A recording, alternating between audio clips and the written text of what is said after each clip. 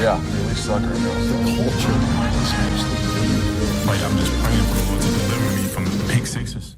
As the new NFL season officially begins with the start of free agency, there are unfortunately some things we must go over.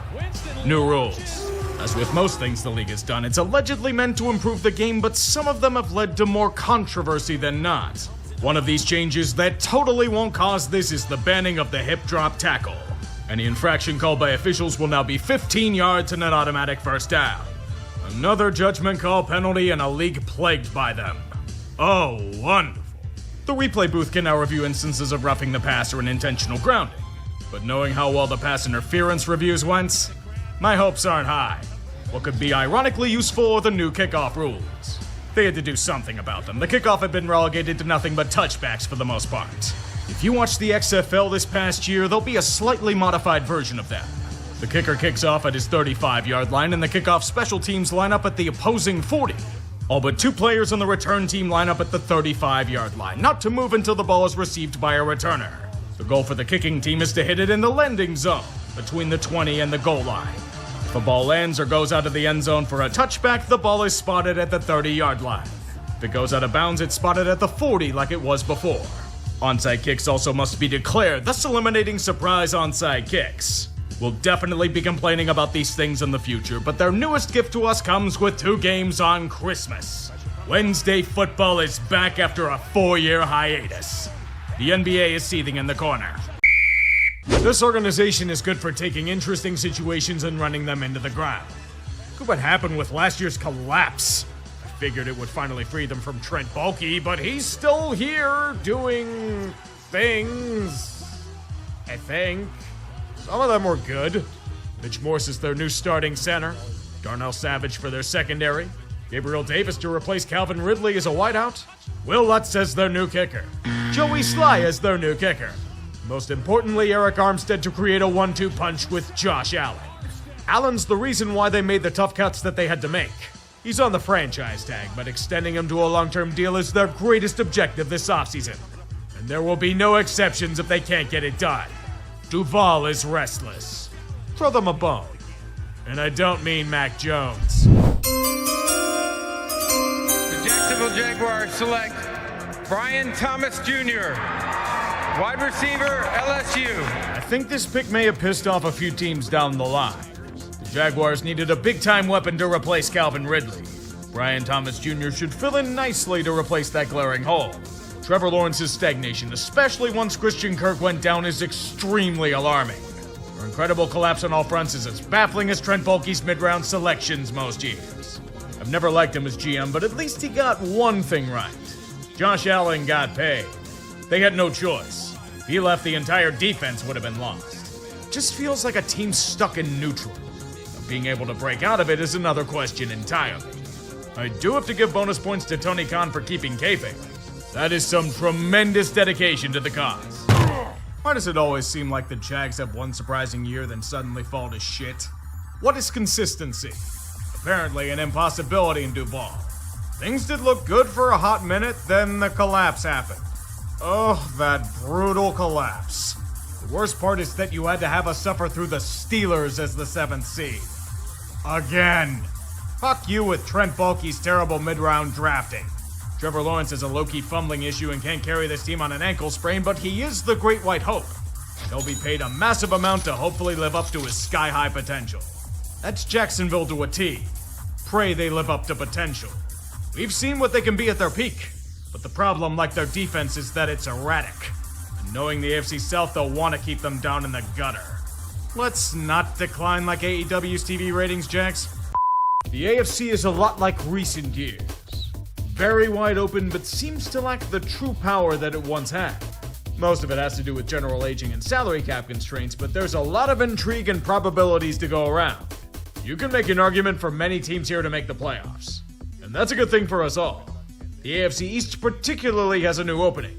While it's available, I still feel that Buffalo squeaks by despite competition from the Jets and Dolphins. The AFC North, it's still the Baltimore Ravens. They've always been a strong regular season team. The AFC South is very interesting.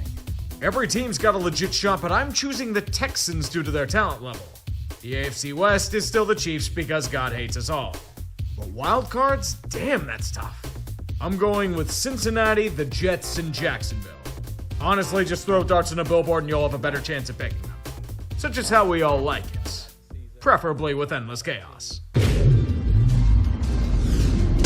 I know about handcuffs on an offense, but to arrest Tyreek and Calais Campbell for a traffic violation before the game? That's a bit excessive, don't you think?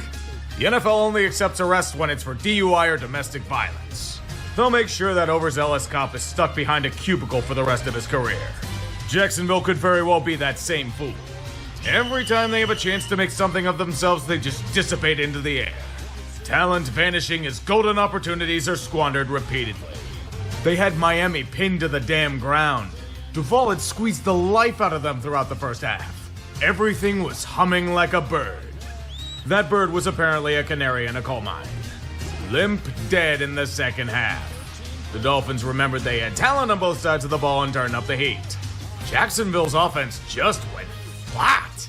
The biggest drive was undone by a damn fumble in the red zone. To that defense? Really? Tyreek here is your Scotty Scheffler moment. A big-time 80-yard touchdown that brings life back to Miami.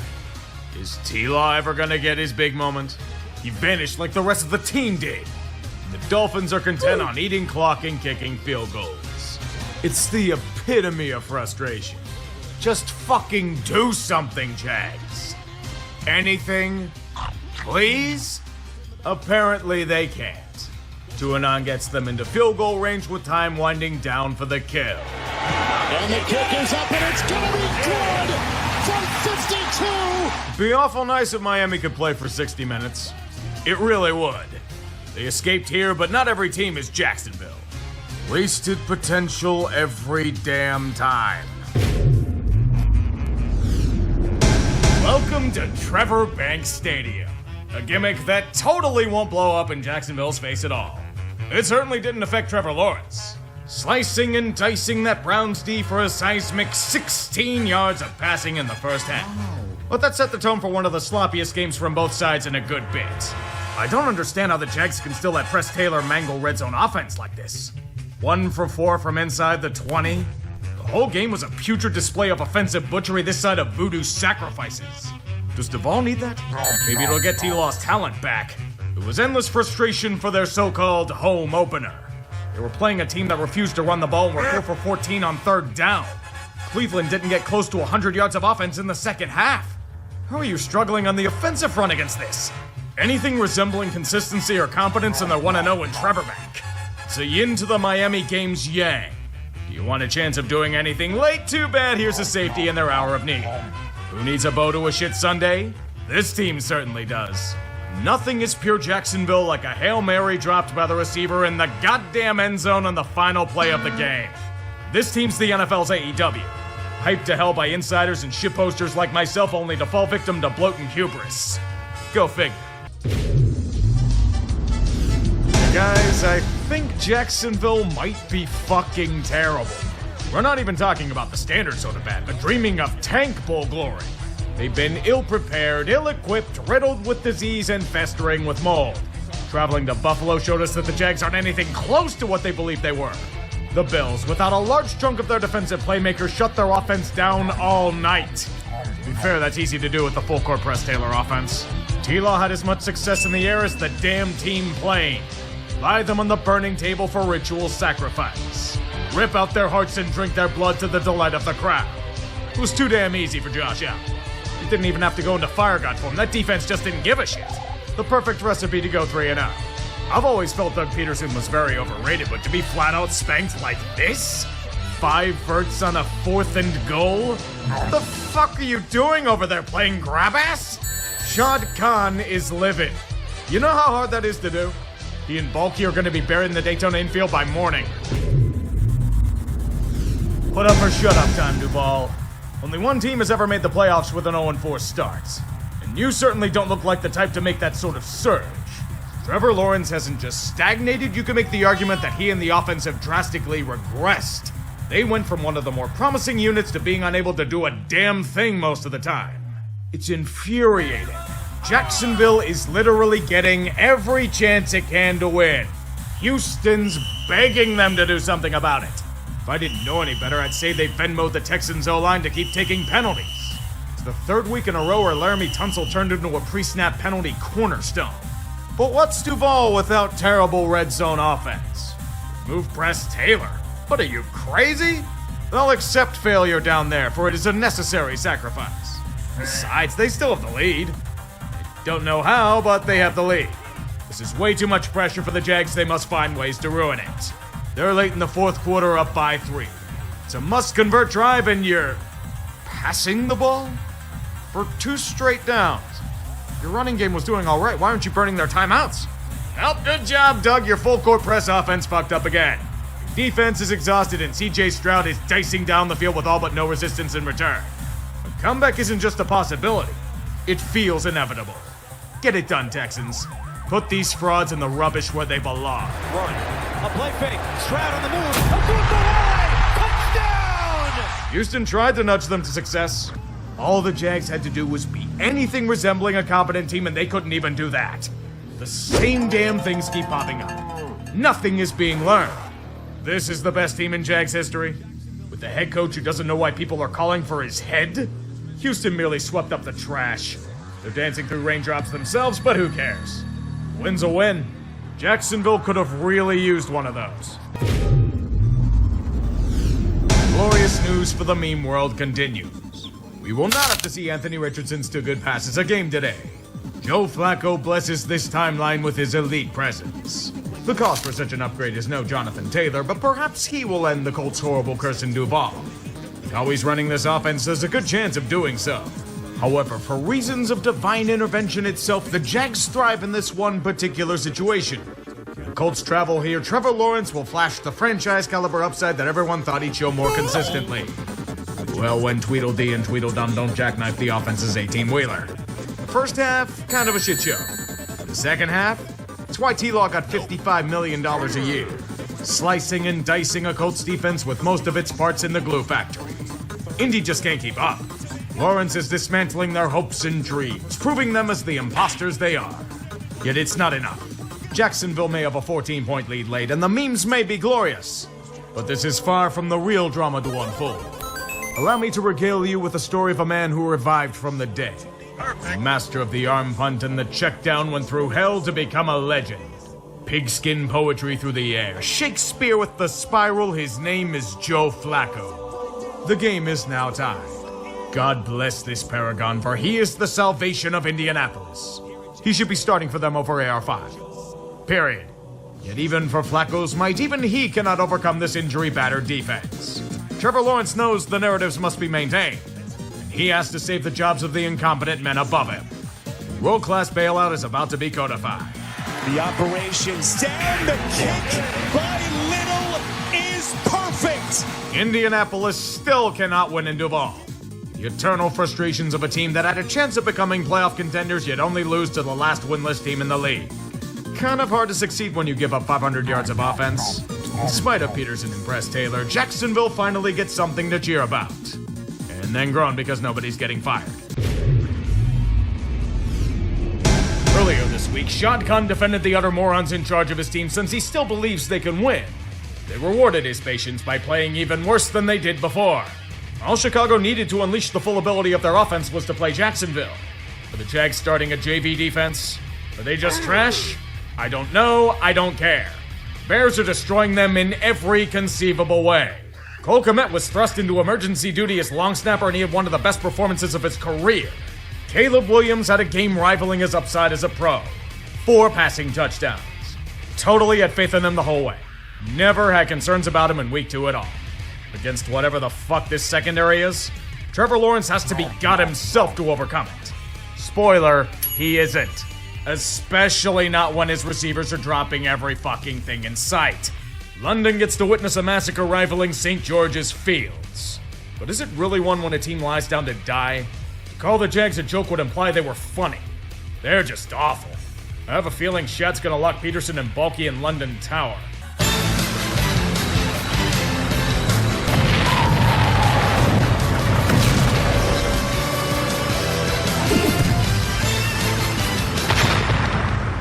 final game in London was one so ugly it could be called beans on toast. It's here where the Jags finally get revenge for the 2018 AFC Championship game. Miles Jack caught it and Jacksonville won it today. Far too late to feel joy, but if a team can't stop Tank Bigsby from running over his opponents, just keep feeding him the rock. The Patriots are as vulnerable as they were during that winter in Valley Forge. No defense and freezing to death. Destroyed every which way from across the English Channel and back. Gerard Mayo, showing no awareness as a head coach, said his team is softer than Charmin. Just don't point at who has to prepare the team for games, or if they have any talent left on the squad that's healthy. Well, at least Drake May looks promising with absolutely nothing around him. He's not Mac Jones. Yet. A true quandary. New England loses in horrific fashion yet wins the greater prize in the Tank Bowl. Jacksonville finally wins another game, but Peterson and Balky get to keep their jobs for another week. Who really lost here? This one was full of twists and turns. Kind of like the average Jacksonville season if you think about it. Start off with a defensive stalemate. I know, pretty out of the ordinary for Jacksonville, but Green Bay did shut down Houston last week. It's a battle of back and forth. Jordan Love doing his best Brett Favre impression. A patented Trevor Lawrence turnover deep in their own territory. Josh Jacobs dominating the usual thing. A tight match with the Packers slowly distancing themselves from their prey. And then Jordan Love got hurt. It was a weird injury. We were thinking it was the head, and then it turns out to be the groin. Either way, he's out and Malik Willis comes in. The fortunate thing is that Willis has proven himself to be capable in this offense. A run-heavy attack emphasizing their fleet feet as Trevor Lawrence suffers another brutal turnover deep in Jacksonville territory. With a 10-point deficit, the Jags have to be finished, right? Unfortunately for us, no. Packers offense is finally stopped with a temporary boosting spell. Meanwhile, T-Law is finally able to strut the stuff as the one that was promised. Skying the ball through the air effortlessly like it was December 2022 all over again. Causing all of Wisconsin to panic and seethe at the same time. The cheeseheads are bending, and the result is a breaking point. Trevor leads Duval to a tie ball game. Only one problem. Too much time on the clock. Green Bay, even under Willis, will breeze through whatever is supposed to be a defense. As Green Bay moves down the field, we only pray that this will finally be the end of the Peterson and Balky experiment from hell. McManus for the second straight week. The Brandon McManus revenge game. What was it revenge for? Let's say it's because of an HOA or something. All that matters is that Green Bay escapes horrible adversity and Jacksonville escapes horrible winning. The reward is Christian Kirk out for the season. Poor Trevor. Even for his flaws, he can't fix shitty defense or coaching by himself. I feel like everyone who watched this dog shit lost today. Not for what the Eagles did on the field, but how Nick Sirianni nearly mangled what should have been an easy win at every damn turn. It's fucking Jacksonville. They're run by literal clowns. Yet Philly's coached by one. We can't even talk about the outstanding feats done on the field of play. Saquon's out here pulling off bullshit you can't do in Madden, and they're still fucking it up. Thank your friendly neighborhood Sirianni. You're up 10-0 and Peterson decided to be a moron and go for it at his own 40. They predictably fail, so the answer is for Nick to counter with his own idiocy. Going for it on a 4th and 3. Failed too. The fortunate thing is that Trevor Lawrence is stagnating and the cons care more about AEW than their team. Saquon's a god and scores a touchdown, so they go for 2? We're gonna go up by 3 scores with a PAT, you fucking moron. There was no reason to do this. There's also no reason to worry as the Eagles march down the field yet again and score a touchdown. Know what happens when you fail the first 2-point conversion? You have to fail it again due to the pass fuck-up. You think it's fine, you say? The problem is that things tend to compound. And not only after a Jags touchdown, but a fumble recovery by Trayvon Walker to drive not only Philadelphia, but the rest of the football world insane. 1-score game. Give it another drive and things go off the rails. The tush push isn't working, so Sirianni just breaks and overthinks every damn thing. Just kick the fucking field goal from there, my dude. I can only say that he absolutely hates Jake Elliott, because the next time they score a touchdown to go up by 2 scores, they try for a 2-point conversion because they were down by 12. They fail. Know what would have prevented it? Kicking the fucking extra points. Of course, Jacksonville scores a touchdown to troll us all instead of this being an easy segment because fuck us all. Make it a 2-score game. Well, they didn't try a field goal when there were easier shots, so why not try a goddamn 57-yarder and miss? It's the fucking Saints game all over again. Sirianni's pissed away at least 9 points and learned absolutely nothing. The bums in the crowd could do a better job. Now Jacksonville can commit grand larceny like the Falcons did, and Nick's the only person to blame for it. Oh great, now the Jags can pretend they're still relevant instead of a cow being slaughtered. Just cue the music. Lawrence has time, looking for Johnson, and it's picked off!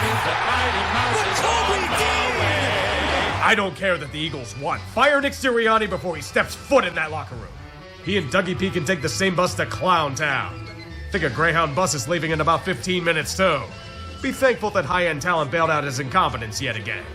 They'll pretend to be shocked when they try the same shit against real teams and get their asses handed back to them on a platter. God, fuck this team. Wasting all this talent like this. Ugh. This is professional football? Vikings, what the fuck was this? Jacksonville's a complete joke and are now without their golden goose under center. They have to rely on crashing Macs and all-white helmets. Maybe that's why Minnesota chose to step on landmines offensively. All I can rationalize is that Adam Gase is a Sam Darnold voodoo doll somewhere. Every chance to do something undone by repeated self-destruction. An impressive 10-plus minute drive and near the goal line? Throw a pick and make it all for nothing. Just a disaster of a performance, only bailed out by the fact that they're playing a team with no offense at all. Mac Jones just keeps crashing. Dougie P's offense is still broken. Get a few sledgehammers and find a way to fix it, because even the Vikings can take advantage despite their offense rivaling Guernica. Minnesota, for the second week in a row, escapes their own incompetence in the most infuriating of ways thanks to a weak opponent. John Parker Romo should get the keys to the city for his one-legged heroics. The Jags? They're just terrible without Lawrence. Brian Flores' unit didn't have to break a sweat, ending the game on an unsportsmanlike conduct penalty. Trayvon Walker is a saboteur led by an offensive genius who's only been offensive for the last half-decade. But wait, my friends, we are too feeble-minded and dense to understand the intricacies of an offense. It's okay, Doug, you're too dense to understand red zone offense these days, so it checks out. Mr. Peterson, here's a situation that even your incompetent ass can figure out. You lose this next game, clear out your damn office. No one cares that you're facing a juggernaut without the only guy who can run your offense. You will win or you will suffer the consequences. Little did Doug know that the Jags players were listening in on the call. In solidarity with their impending death, they quiet quit in ways that would make Gen Z envious. If you ever played Oblivion, remember the Grey Prince arc? The Jags realized their fathers were clowns. They proceeded to let their opponent kill them without a fight. They've lost the will to live, and the Lions showed no mercy. Good Lord, did Detroit feast on a long-dead carcass. They ripped Duval apart limb from limb, a bloodlust rivaling Aztec sacrifice rituals. The roar of the crowd as they set franchise records for net yards, first downs, margin of win, and a scoregami. 9-1 for the first time since the Great Depression. The largest disparity in yardage since the Carter administration. This is devastation rivaling Dan Marino's final game. Firing Dougie P, they're gonna leave him and his staff at a fucking Greyhound station.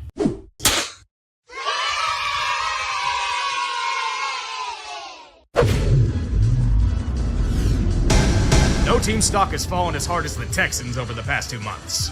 I consider getting the SEC involved. There has to be a few executives who sold off their shares for a golden parachute. Jags have been in the same boat more than a few times. How it happened to them last year. Trevor Lawrence is back, but it's out of complete desperation to save Dougie P's job. He's visibly ailing and nowhere near full strength. If he's healthy, even for the Jags' ineptitude, they probably win. But the NFL doesn't base itself on hypotheticals. Houston won in quotations. In no way conceivable did they look any good. They play 25 other franchises, they're getting crushed. This defense is letting Mac Jones dice them up, outright imploding on their final 2 drives. What would this team do without Joe Mixon? But we've been over how shitty the Texans are. I'd just be repeating myself. Same for Duval. You may have heard me say Mac Jones a few sentences ago. There's a big reason for it. Oh, there's no doubt that Trevor represents them well. And oh my, that'll be Alshire, who's flagged for the big hit on the slide, and that's going to start a little bit of a scrum afterwards as the Jaguars come in to protect their QB. Thought Vontaze Burfict retired years ago. What a bitch move. A blatant helmet-to-helmet hit when T-Law began his slide a while ago. Yet Azeez Al-Shaair wants to keep fighting everyone after the fact? I don't know. Maybe it's the fact that Lawrence might be shut down for the year is why they're pissed? Suspend Azeez for the year and then some. This isn't the first time this has happened. Enjoy your pity win, Houston. Hope you get blown the fuck out at home in January. You can join Jacksonville on the couch when it happens. Miss. We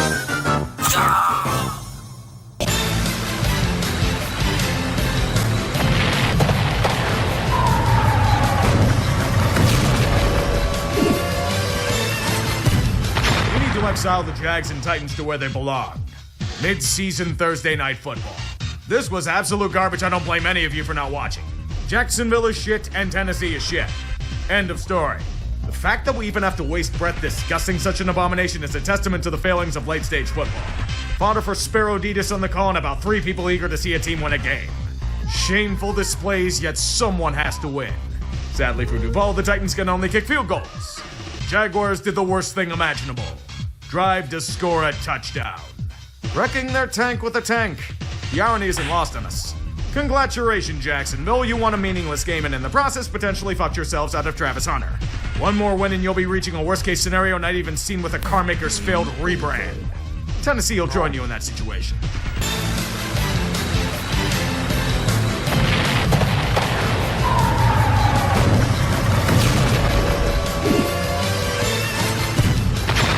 the hell if this is a tank bowl back in September? 2 teams with playoff dreams shattering into a billion pieces before they hit the ground. A game that means pretty much nothing somehow becoming one of the closer matchups in the 1 p.m. window. In the wreckage of what was these grand monuments to pigskin, Jets and Jags fight to the death for nothing more than bragging rights. A shootout that brings us the feels of nostalgia at every turn. Mac Jones throwing like he's back in 2021 is merely a matinee performance. Behold the main show. Aaron to Devontae. A throwback to 2016 in all of its glory. It may have come months too late against one of the worst secondaries in football, but the magic is back. Rodgers unleashing hell with his old compadre to deliver the Jets a victory when the war's been long lost. You certainly aren't with Little Mac after all. Perfect. Behold, New York. A meaningless win that only leaves you even more bitter since it didn't happen earlier. If you aren't with the Jets at 4-10, don't hop on the bandwagon when they're 5-12.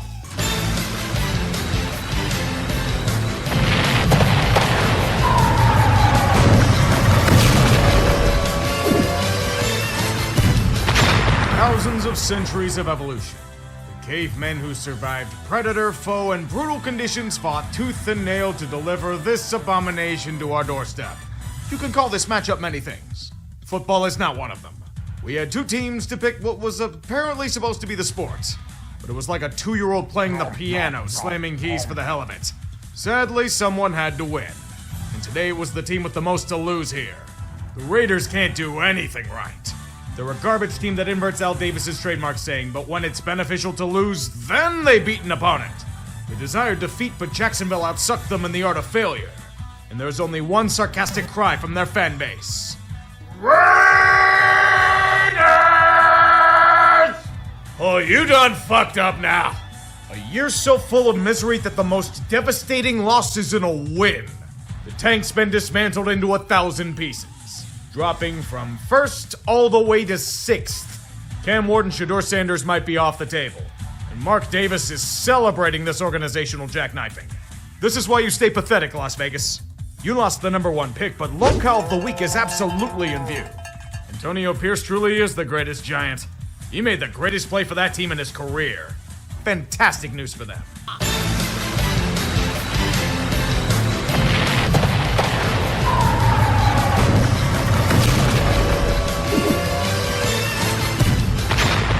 Football gods were trying to make sure this game didn't happen.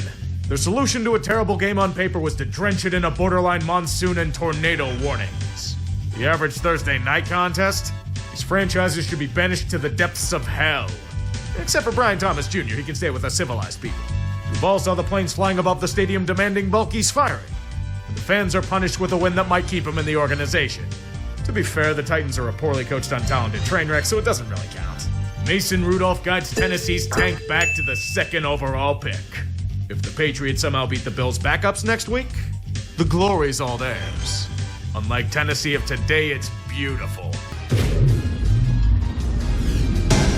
In the contest between 2 franchises circling the drain, I have one question to ask. How the fuck does Trent Baalke still have a job? I'm dead serious. The dude's a fucking hack and somehow survives every single power struggle imaginable. Does he have unflattering images of Tony Khan? What's his plan besides to fail miserably everywhere he goes? It might be Joe Flacco's final game in the NFL, but against this dead Jags team, he'll go out as the elite legend that he is. It's a surprising barn burner between two moribund franchises with nothing to play for but a bitter send-off to a lost season. Flacco against Mac Jones, what we all anticipated from this matchup. And not our fault that AR5 has back spasms. Jonathan Taylor's still crushing it, so no real point in saying otherwise. Even if this game goes to overtime, it doesn't really matter. Of course, the moment when there's absolutely nothing to play for but pride, the Colts hang on and gift the Jags a slightly better draft pick. Glory be Jim Irsay's football acumen. Wait, they're keeping Ballard and Steichen? What the hell has Chris Ballard done to stay employed? This organization is forfeit. The best team assembled in Jags history, eh, Shad? The men you put in charge reviving the team after a total collapse? You'd be wrong. It would be shoved in our faces like Press Taylor's pathetic excuse of a red zone offense. Like Trevor Lawrence, a franchise in eternal stagnation. Every chance at hope quashed by flawed roster design and clueless ownership. Right, Brian Thomas Jr. looks really fucking good. What else is there? When Steele went down, nobody cared for them. The hype is non-existent as their pass defense was. The forgotten lolcow becomes forgotten once again. Doug Peterson was festering in the corner. It was time to throw him in the trash. So why the hell is Trent Baalke still here? How does that fucker survive being so inept? His presence is harming the Jags in real time. Ben Johnson and Liam Cohen want nothing to do with that snake. Oh, now you fire Baalke. Now you fire him! Only after you botch two coaching candidates and have to settle for... Wait, they still got Liam Cohen? He may have pissed off the Bucs to no end, but that dude should be getting a statue outside of Trevor Banks Stadium for his service to Jacksonville. Go ahead, man. Let's hear your war cry. Duval. Oh, God.